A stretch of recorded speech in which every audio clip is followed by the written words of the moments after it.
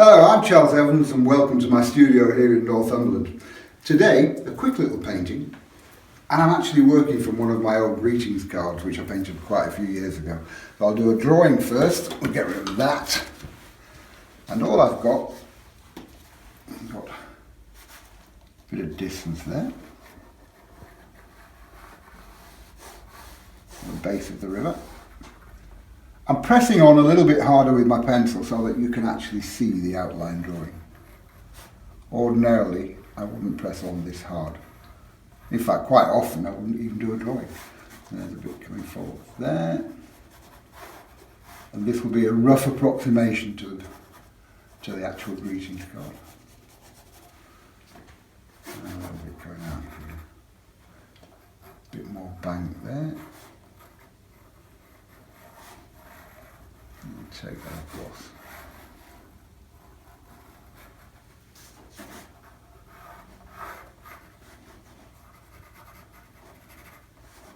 Lots of people say, what grade of pencil do you use? IKEA. When you get to IKEA and you come to the bit where they've got the little stubs to fill the forms in, get a pocket full. Really good pencils.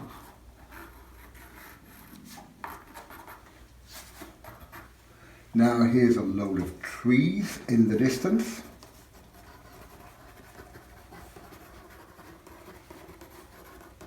Instead of this video, there's no editing and no cuts, it's all done in real time. So everything you see is how long it took. Which means I haven't got too long to fiddle about. Bit of a house in the distance there. Chimney.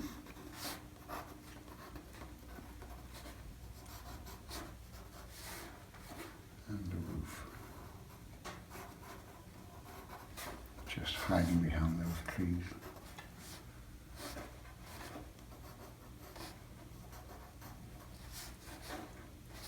And another roof there. And some tree behind it. There. On here, I've got a boat about there, and it's on an angle because this is in the shallow, so it's leaning a little bit longer.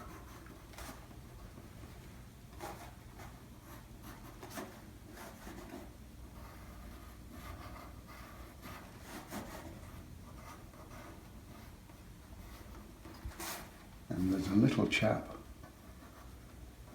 doing something on the boat there.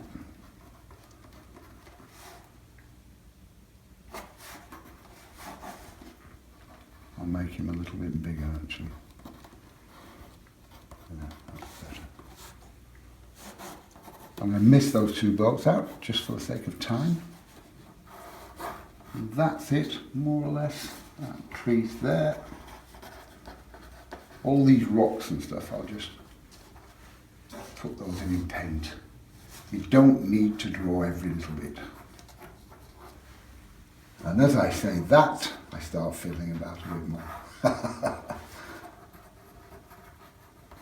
There you go, that'll do. Drawing done.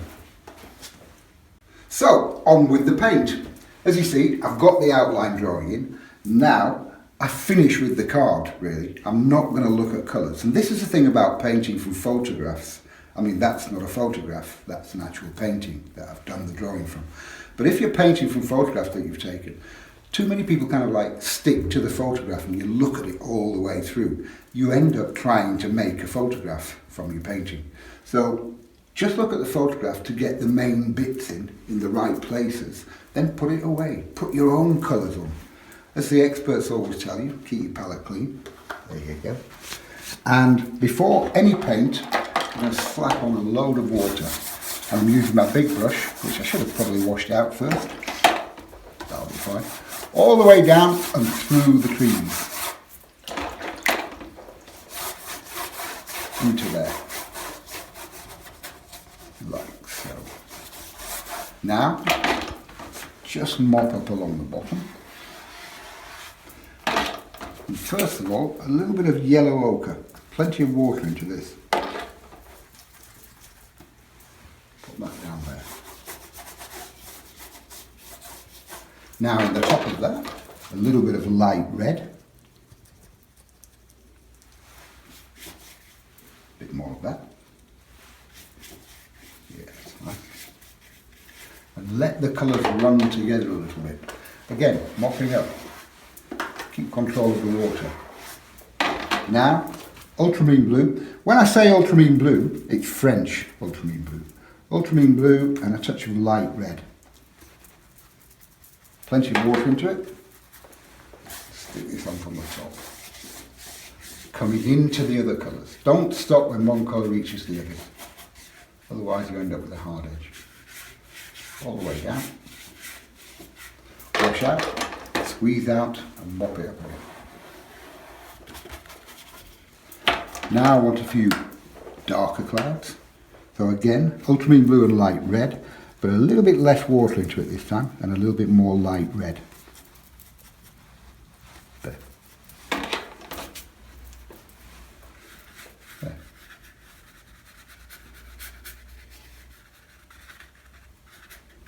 Now, once I've put the dark bits in, I want some lighter clouds now.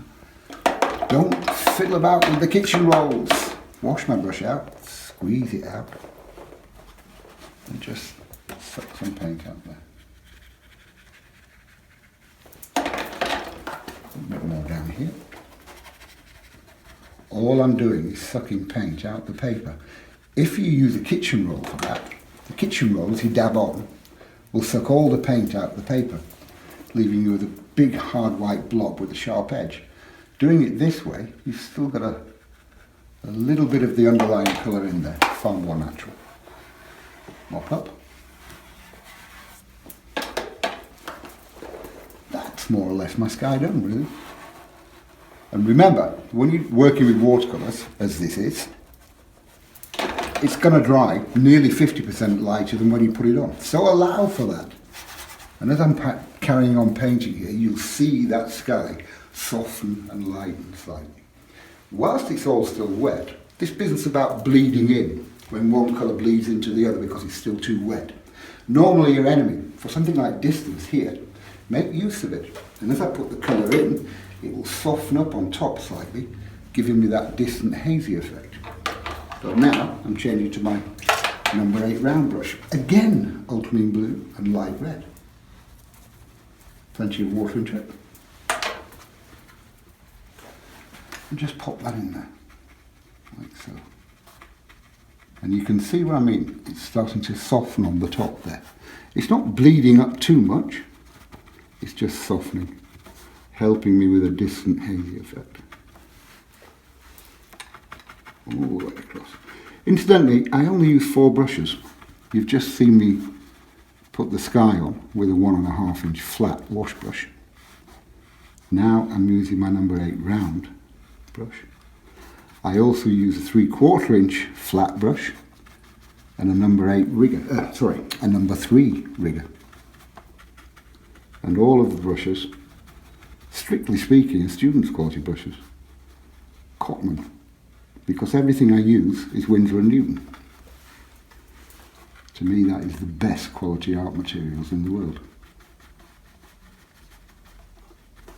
Pop it on there, all the way across. A little bit more water into that now. Slightly weaker over there. And bringing it down to the bottom.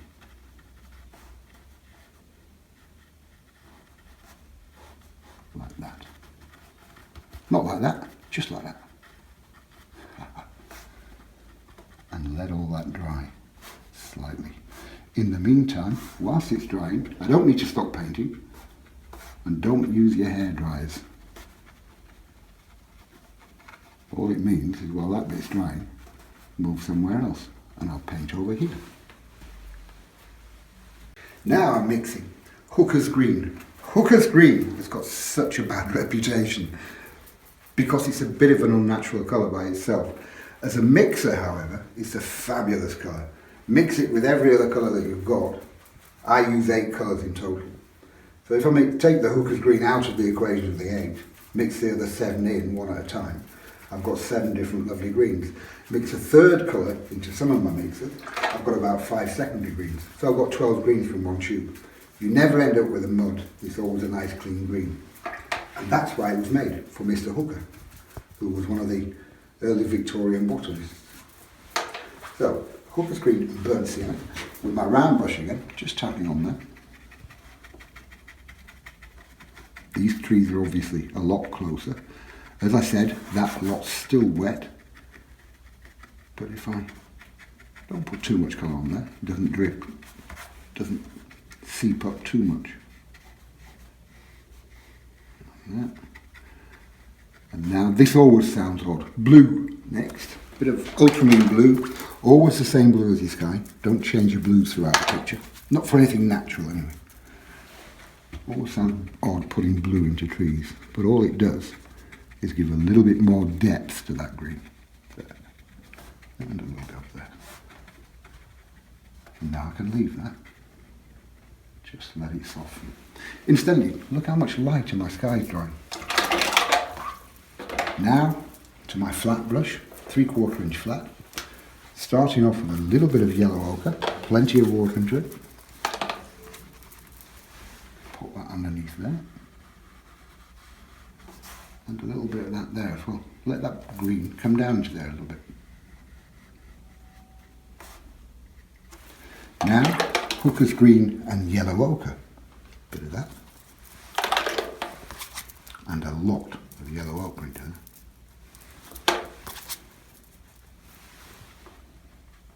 In there while it's still wet.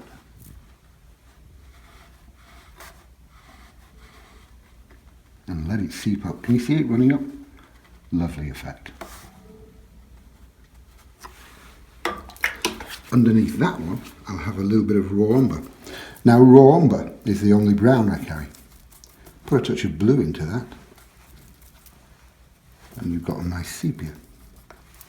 Put a touch of burnt sienna into the sepia mix, you've got Van Dyke brown. Take your raw umber and burnt sienna together, got burnt umber. So I've actually got 4 browns from one tube.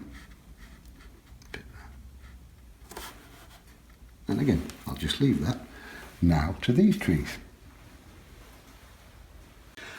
I was going to do those next trees, the big ones, but instead I'm going to do the building first, and I'm going to leave this side of it light.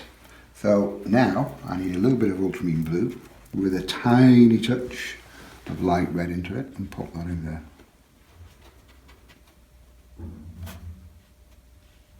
Like so. Now, a little bit of that down the chimney as well. Just there. And now ultramarine blue and burnt sienna for the roof. Ultramarine blue and burnt sienna, it's slightly darker than the light red mix. There. Once I put plenty of water into that, got a nice kind of a slate roof colour.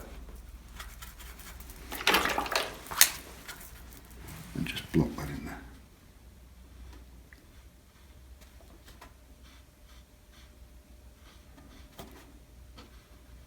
Careful not to touch that bit, because I actually don't want that to bleed in at all. And as I said it, I've just touched it. A bit down there. Now more water into the mix.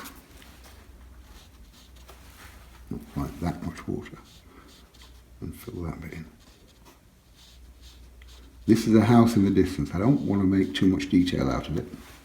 It's all about light and dark really. And I'll just soak that up a bit there. That's better.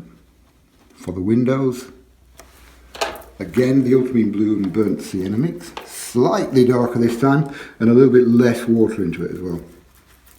Incidentally, if you want to make black, ultramarine blue and burnt sienna mixed is the best way of making black. And another nice way is alizarin crimson and Hooker's Green.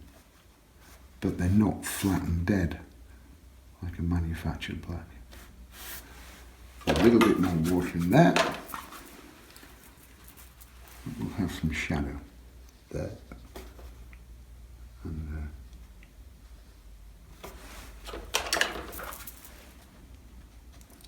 that'll do. Now, back to these trees here. Now it's time for these big trees here. I'm starting off still with my round brush again, number 8 round. A bit of yellow ochre and a little bit of that there as well. I haven't filled them all in with yellow ochre, just the top bits and round that right hand side. Now, Hooker's green and yellow ochre, so that I've got a slightly lighter green to start off with. Pop that on there. And stippling in to the yellow ochre, so I'm leaving little bits of it showing through here and there. And a little bit of that over here as well. Two lots of green going in this lot. Now, Hooker's green and burnt sienna. So, we've had yellow ochre, then Hooker's green and yellow ochre, now Hooker's green and burnt sienna. Lots of different greens going on, but all with the same green. Stippling again, letting the colours soften into each other. It's a good way of getting a nice natural effect. No hard edges.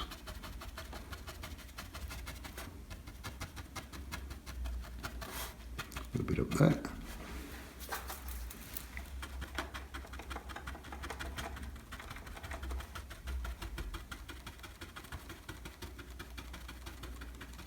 And all the way down there. And what's going to split these trees apart, make two individual trees, bushy trees, are the blue that goes in next. Again, just ultramarine blue. There it is. Fairly strong as well. Put that in there.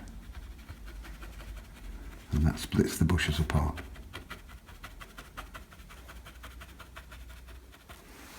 I'll have a little bit on the base there as well, and a little bit down there. Now wash my brush out well, clean damp brush, and just soften those blues up ever so slightly. Bringing that up into the tree root.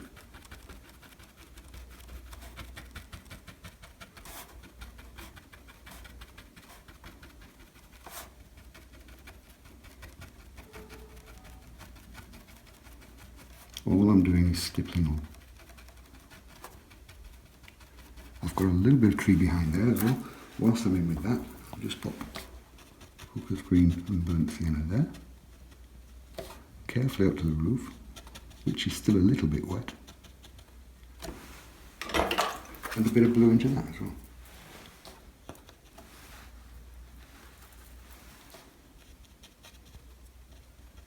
There.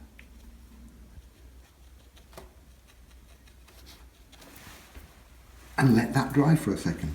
Now, to this hill here, a little bit of yellow ochre, and again I've changed to my 3/4 inch flat wash brush.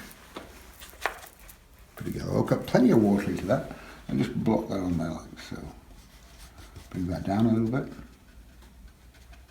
Now a different green mix, Hooker's green and light red. That, and quite a lot of light red going in there. There, that's quite nice. Plenty of water into it. And while the yellow's still wet, pop that on.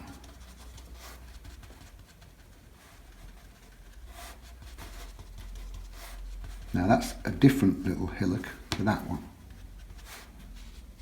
So I want to drop a little bit of the ultramarine blue in the bottom of that there,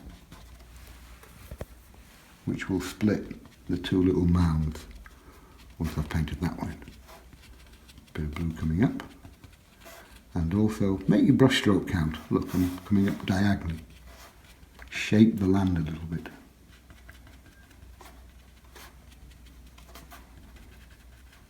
There. Now, down to the riverbank and this bit of grass down here. And I'm starting off here with a little bit of sand. It's called sand. Actually, it's called Charles Evans sand. Pop that in. And the sand is a really useful colour. It's good for painting beaches and sand. But also, it's good for stonework.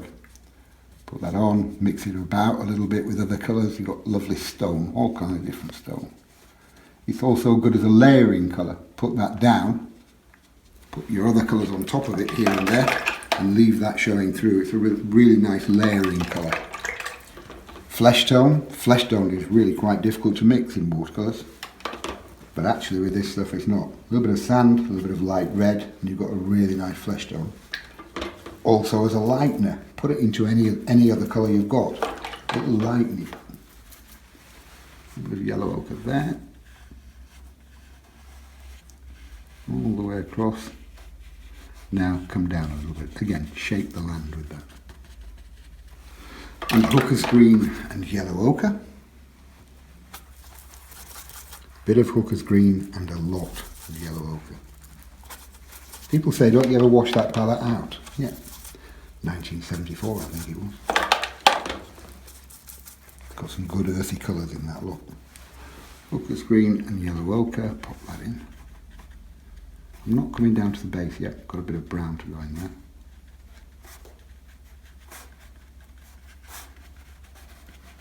And up to the yellow ochre, letting the colours soften into each other. Carefully around my little chap's head, corner of that brush up.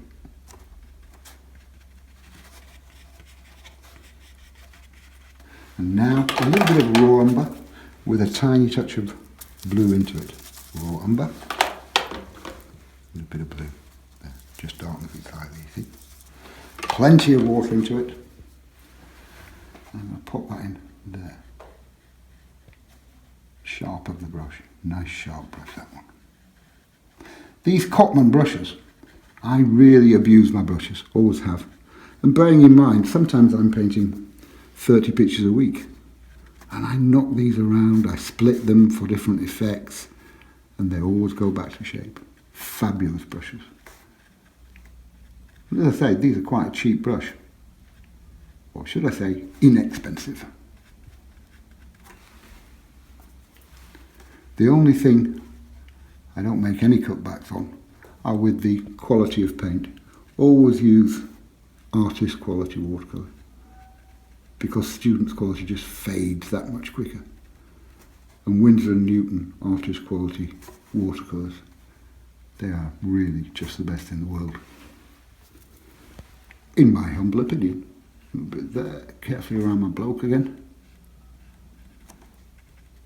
And then up to the green. Carefully around the boat. Then up to where I've put the sand.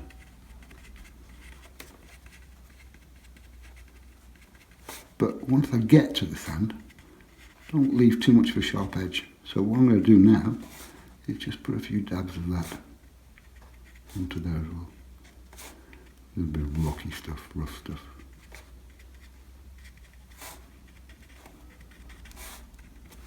Now with a clean damp brush, I'm just going to soften that in, look.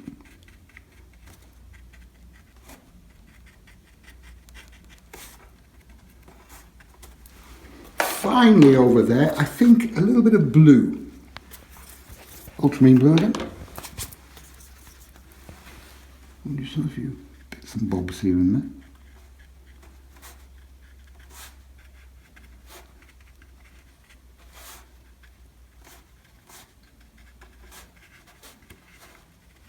And again, soften in with a clean damp brush. Now, can you see that nice little bit of light hitting the top of there?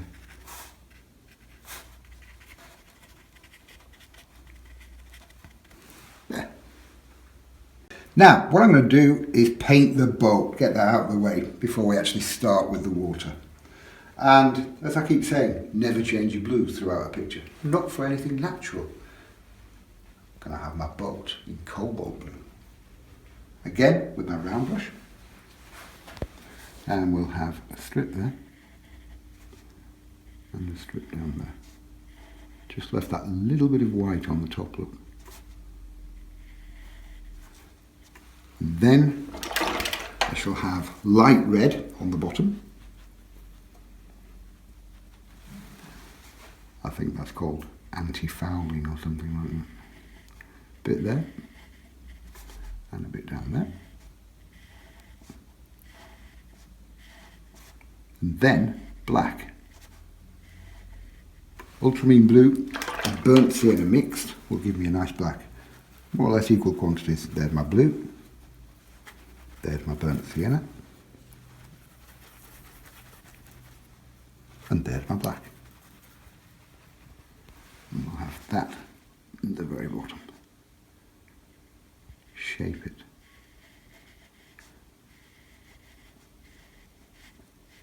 And then a little bit more water into the black mix.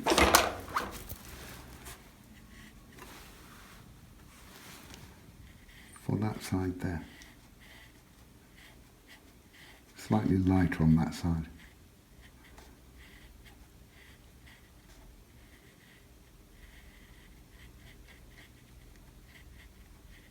And that's my boat done, very easily. Once that's dried, I should put a shadow side to it there, but I'll leave it to dry in the meantime. Now, to the little chap. Again, black, I think. He's got black hair.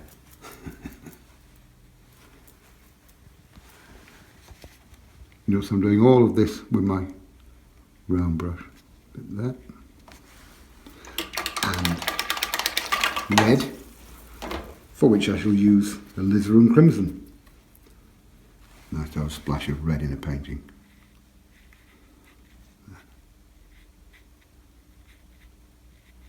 And he's leaning over that and doing something.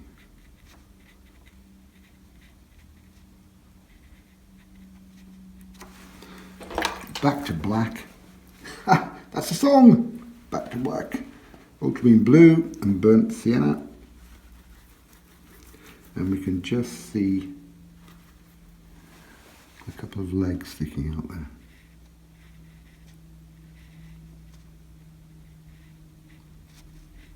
A bit of shadow in that.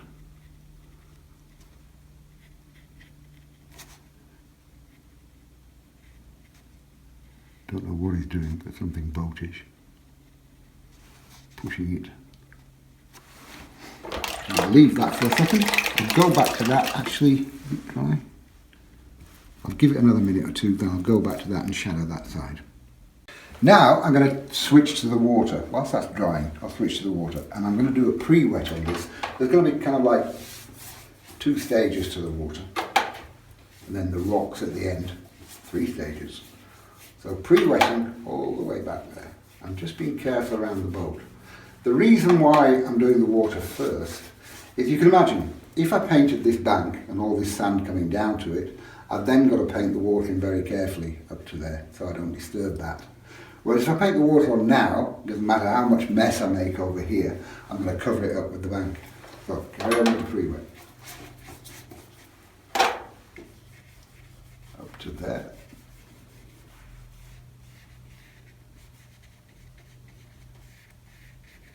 And now, a little bit of light red, a couple of touches there, and a little bit of yellow ochre, a little bit of that around there. Now, ultramarine blue, burnt sienna, and a tiny, tiny touch of hooker's green will give me a nice colour for my water. Just make sure all of these colours are going in whilst that pre-wet is still wet. I'm going to put darker stuff on top of this afterwards once this lot's dried, because as I say, this is the first stage of the water. Up to there, leaving a little bit of white on top, and carefully around that bank there. And again, carefully around my boat. I'm not painting that bit, not yet. And then a few strokes into that. Mop up. Now just make sure I haven't got these bits running. Stroking across them. And as for any light in the water, wash my brush out, squeeze out, and take a few touches out here and there. Nice sharp edged brush. You see how much I use the 3/4 inch flat. Such a useful brush.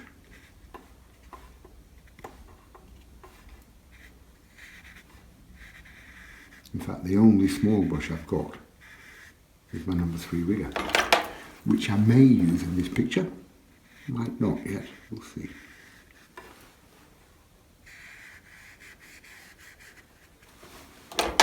Just sucking paint out.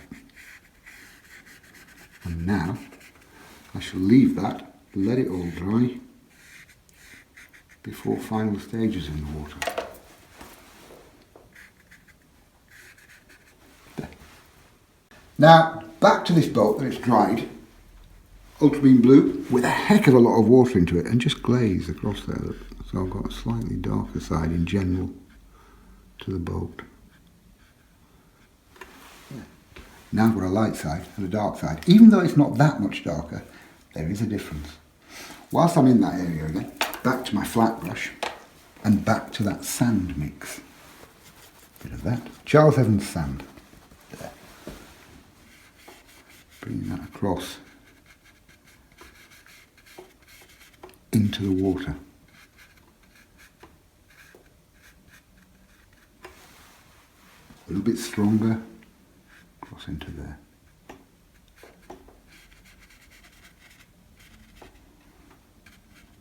Now, whilst I'm in with sand, over to this side. And there's a few colours going on to this. Starting off with the sand there.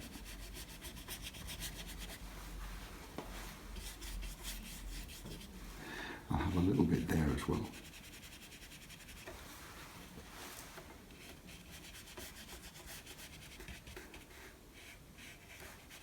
Now, a tiny touch of yellow ochre here and there.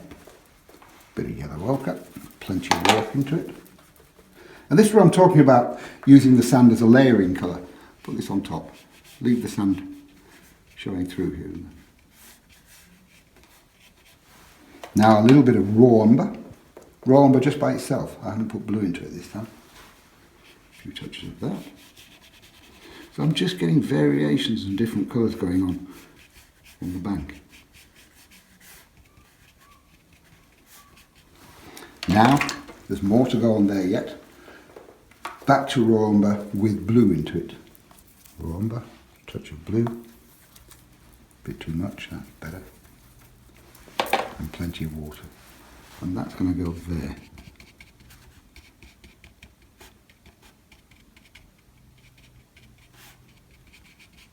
Ready for the green on the top. Yellow ochre first. Bit of that there. And you notice that yellow ochre is stronger than the stuff I put in the background. Bringing it slightly further forward. And again, hooker's green and yellow ochre. I almost said burnt sienna, and I meant yellow ochre. There. And I'll let that settle a second before I put my darks in it.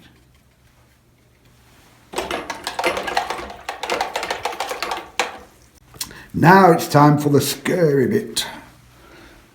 Yellow ochre. A few bits here and there. Bigger there, that's better. And I'll have a couple there as well.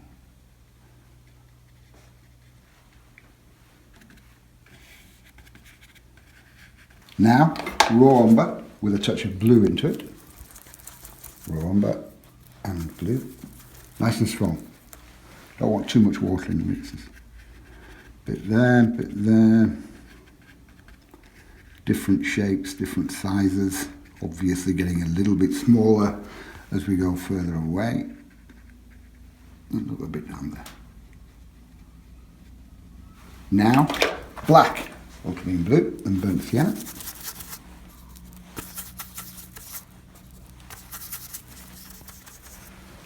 Bit of that down there. Keep dipping into my black because obviously I'm picking up those lighter colours as I'm going along because they're all still wet.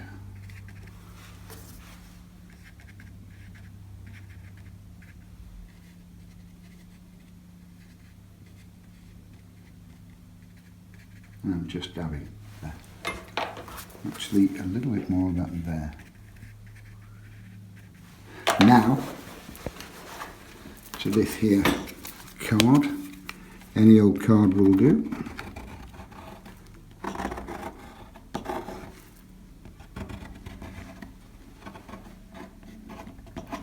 And as I'm scraping, I'm creating other bits. Notice I'm leaving a gap between each scrape.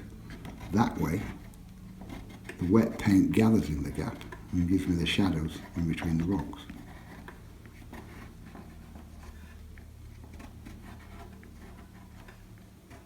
But nice and light on top.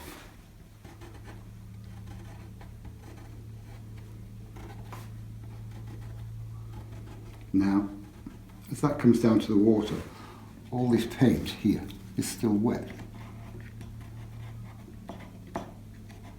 But I'm going to make use of it, just with a clean damp brush. Touch that wet paint and drag it downwards a bit there.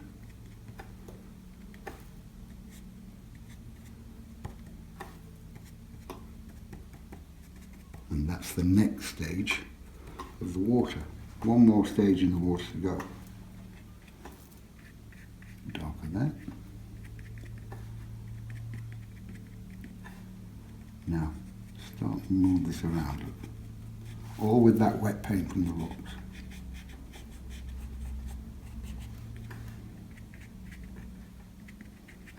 And again, all with my 3/4 inch wash brush.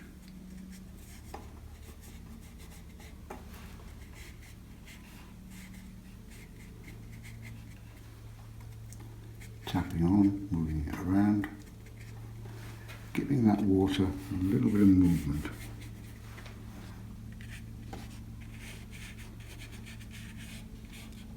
And as I say, this is not a colour that I've made. This is just using the wet paint from the base of the rocks. That way I'm keeping everything in harmony. There's no bits sticking out too much, apart from where I want them to.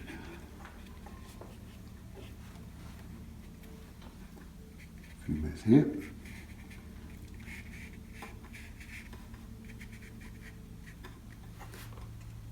And as it starts to run out, a few tiny bits over there in the distance.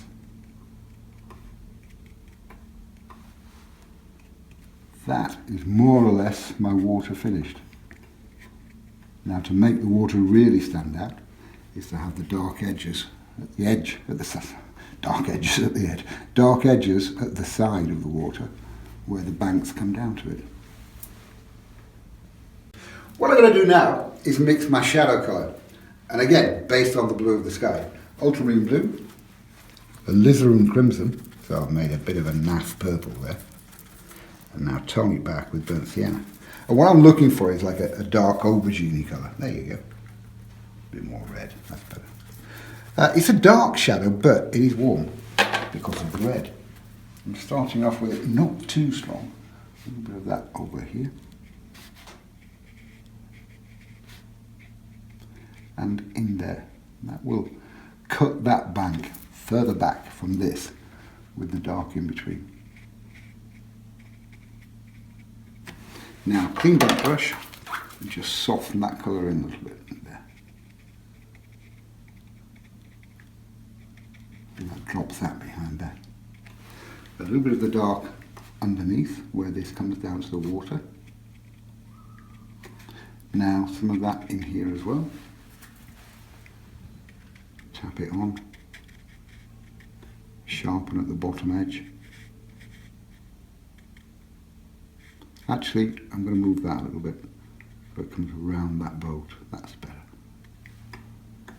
And a little bit of that underneath here as well, where the grass comes down to the muddy bit. To the muddy bit. It's all very technical. Now a little bit of that here as well. And in between those two as well. There. Same principle as that over there. Darken that. And now where it comes down to the water.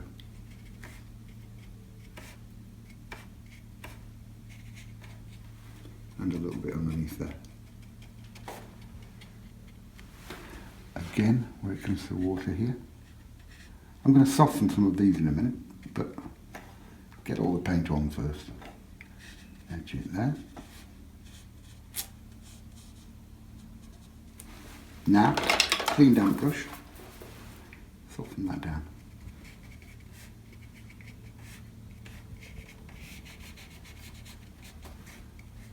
A few bits in here as well. A few bumpy bits, there's another technical term. But again, you notice it's with my big brush, I'm not fiddling around with little brush strokes. Bit of that underneath there.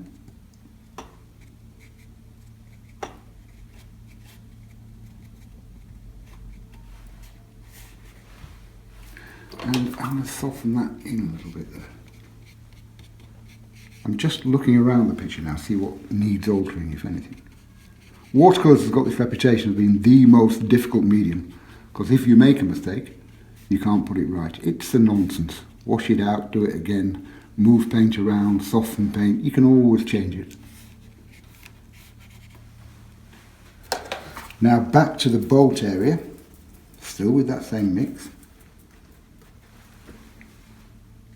Bit of dark underneath the boat there, look. Casting in a little bit of shadow. Because remember, water's got shadow as well as reflection.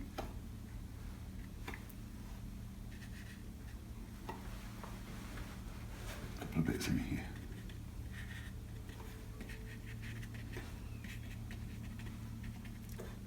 And again tapping.